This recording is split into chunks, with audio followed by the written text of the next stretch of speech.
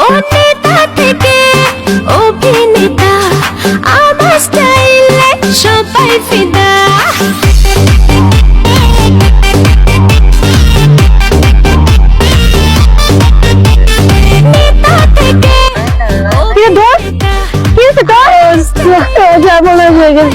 কষ্ট করে একটা ছেলে পটাইছিলাম, সেটাও চলে গেছে।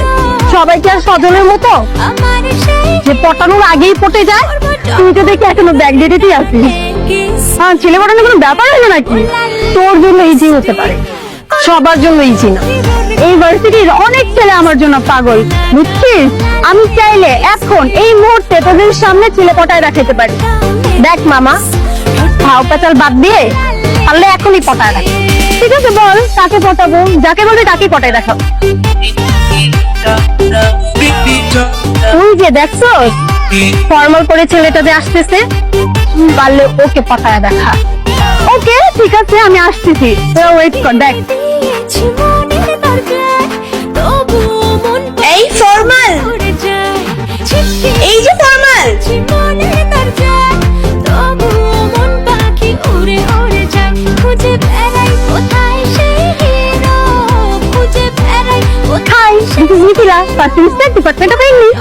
তো আমি কি করবো? তুমি কি করো? মানে তুমি তো অনেক কিছু করতে পারো। চাইলে আমার সাথে প্রেম করতে পারো। আমার না তোমাকে ভালো লাগছে। আমি ভাবতাম যে ইউনিভার্সিটিটা অনেক রেপুটেটেড, অনেক ভালো, কিন্তু এখন দেখতেছি যে এটা একটা রিহ্যাব সেন্টার। এক ছেলে, জানো তুমি আমার পিছনে কত ছেলেরা ঘুরে? মেয়েদের পিছনে কি মেয়েরা ঘুরবে নাকি? ছেলেরাই তো ঘুরবে। তুমি কিন্তু আমাকে অপমান করতেছো।